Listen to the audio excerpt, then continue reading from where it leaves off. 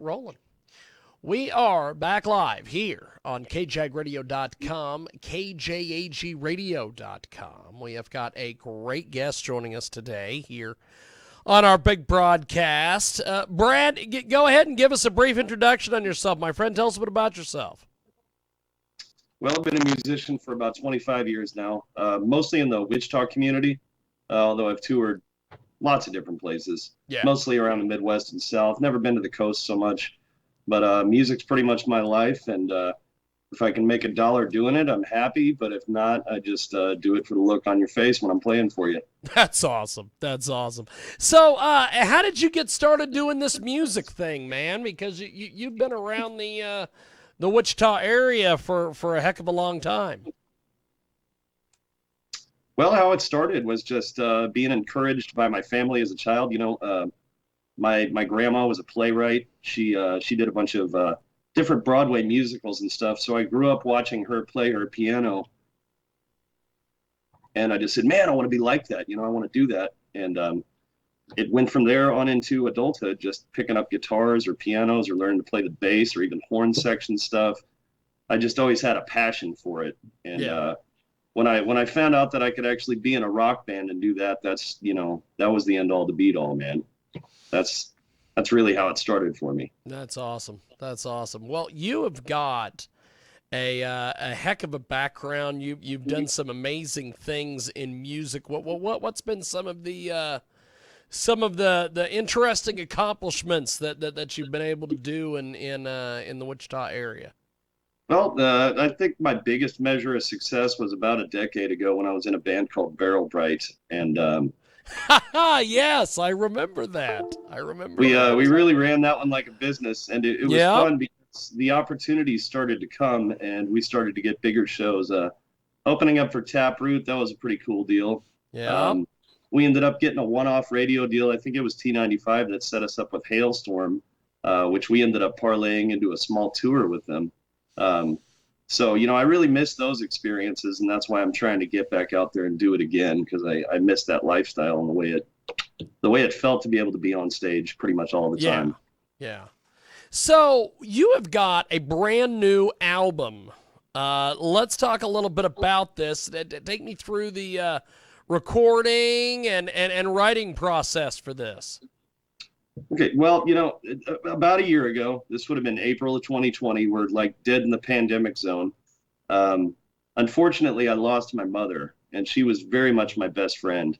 And the only thing that this woman wanted me to do was to just get back out there and try again, make another record, only do it on my own terms, you know, as opposed to being paid by someone to do it. She said, do it for the love of doing it.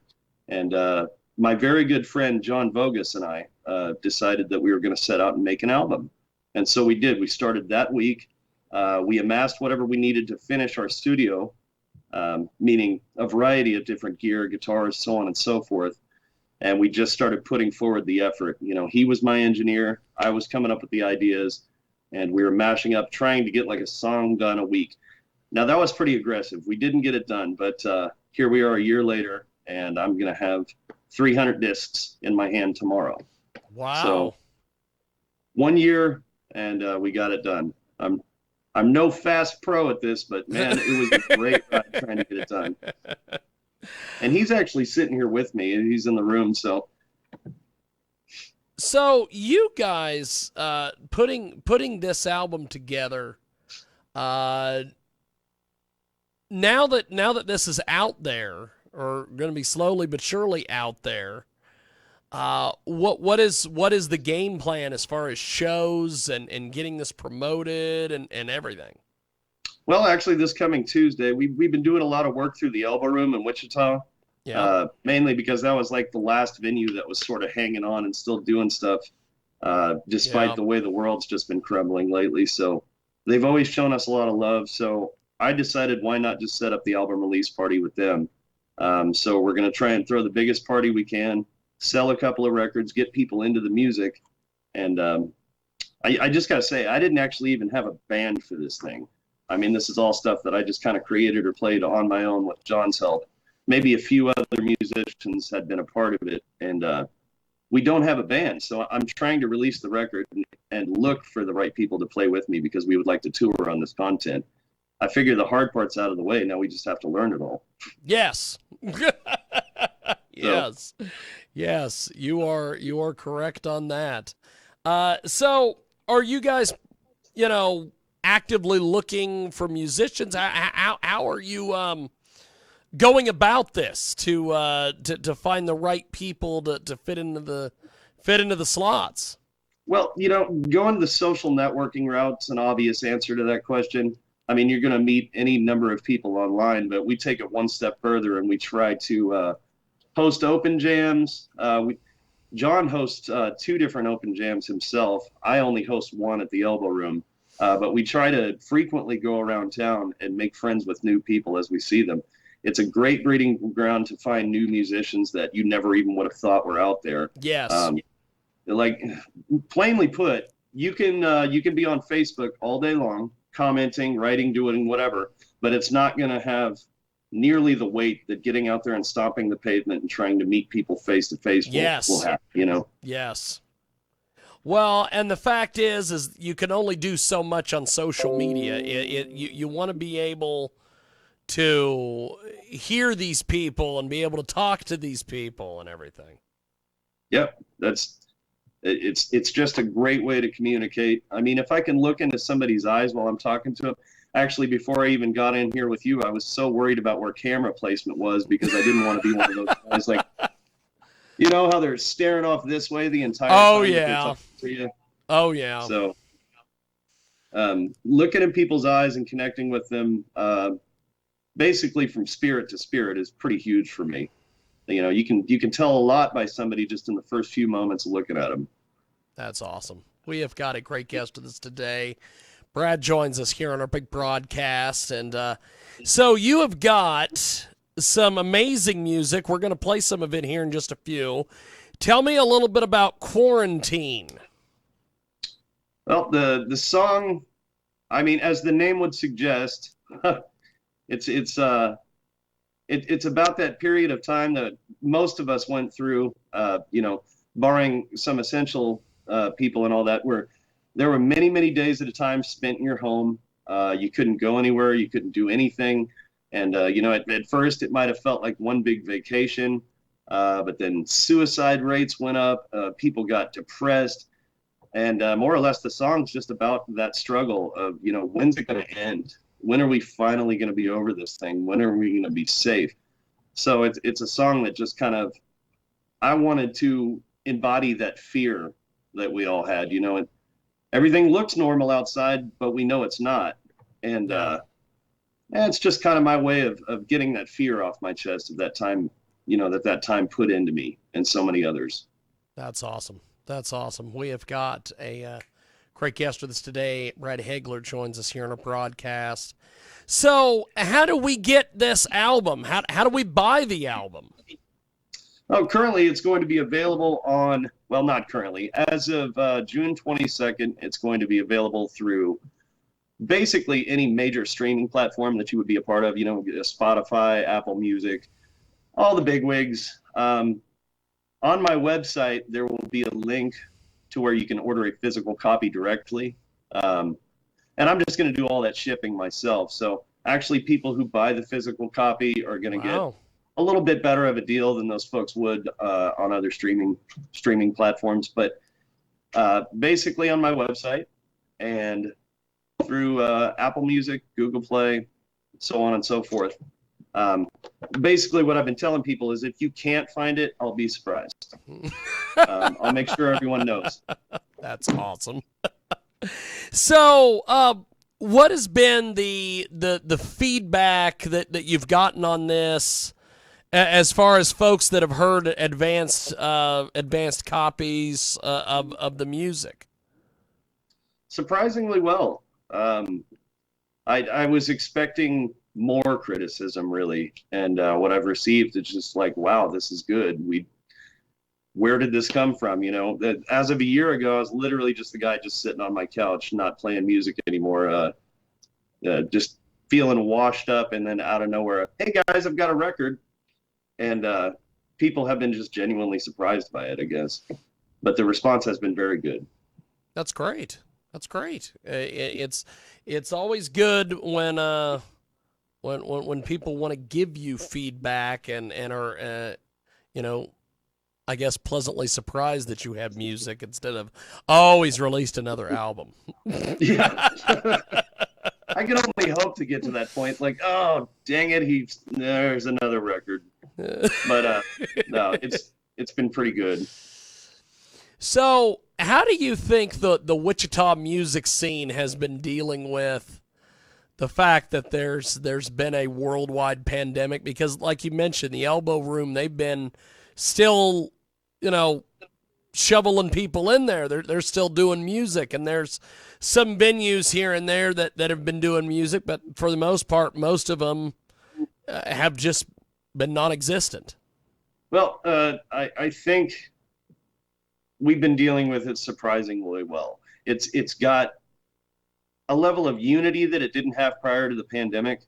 Prior to that, I think we had all got fat, dumb, and happy on the idea that we could just have crowds whenever, have shows whenever. And then the pandemic hit, and it basically destroyed bars, venues, promoters.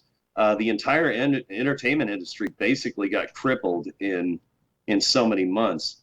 And after that, now that we're coming out of it, we're seeing much more unity and just people being thankful to have the opportunity to do it, to even make $1 doing it, and the Elbow Room especially is one of those entities because they closed. Basically, they closed on two separate occasions, and they didn't think that they were opening the doors back up. And you got to remember here, we're talking about people's families and their lives. It's not just the basis of entertainment at that point. I mean, somebody's kids going hungry because they can't open their business doors. So, as musicians, promoters, people doing the booking, producers, all that stuff, every one of us are just thankful now. And if we're able to work with other musicians and throw a show, there's no more bickering. We all just feel like a team now. And that's and I the think kind of atmosphere we want to promote. And I think that's what people realize now that this is all come and gone, is that you need to unify, I guess, to keep the ball rolling with all this stuff. Absolutely. Yeah. So, what's been the response from folks that have kind of heard the music on social media, just little teasers and different things that I'm sure you've dropped? What's been the social media reaction? Well, the general consensus is that I suck. Yeah, I'm just kidding. They've been really good.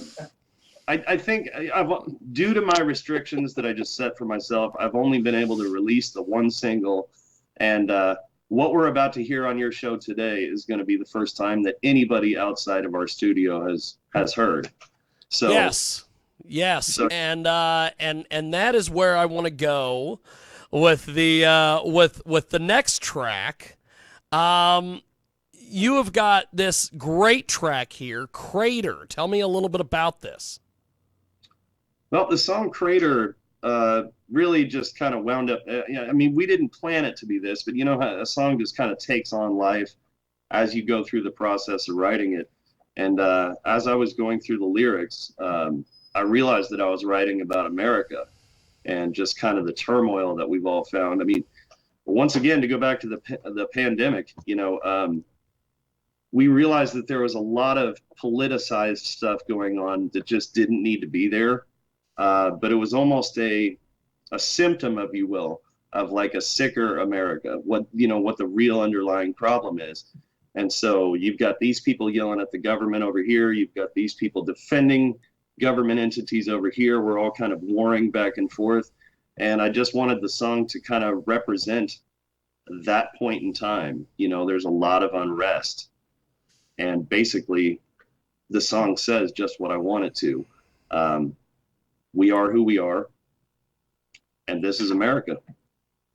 So talk to me about just the album cover art and some of the different photos and things that are going to be, I guess, the visuals for this.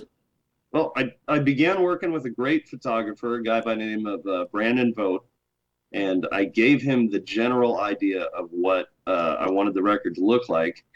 And a lot of this was tied in with my own personal experiences with my family and trying to make a record for my mother. And so the concept that we came up with was like a big, worn out, dilapidated house on a prairie. You know, I wanted that to be the cover of the album. And so he just took to it. He took an entire day off, drove all around the state of Kansas trying to find this one perfect house. And I remember he called me and said, you know, I think I got the one, Brad. And he sent me photos of her, and he did. He found the most beautiful home.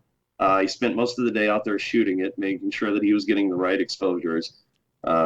Almost every photo on the record has been meticulously done by him. And we're going to have a booklet. So there's a 12-page booklet inside. It's very traditional in the sense that it just focuses on all the lyrics for each song, but there's a different image equated with each different song. You mentioned Crater, for example. We've got a really cool photo of a line of riot police officers that were, you know, he got this photo in Wichita during one of the protests. And so just having imagery that's all original is cool, but to have him gone to the effort that he did to put it all together was absolutely amazing. And I feel like the amount of money that he wanted to do that is probably about a quarter less than what he deserves, because he is that good. And we're looking at doing a music video with him now too, in support of the album. See, that was gonna be my next question. Everybody's doing music videos, so I wondered if you were gonna be doing that as well. So yeah, it's in the works. It's just we had a venue set up that we were going to do a lot of our shots at, and that was a business deal that ended up falling through, which caused my schedule to get pushed way back. But yeah, it's in the works for sure. That's awesome. Well, as we wrap up here, before we let you guys go, Follow is an amazing track. Tell me a little bit about the behind the scenes and give me some insight on this track, my man. Okay. Follow was a little later in the writing process.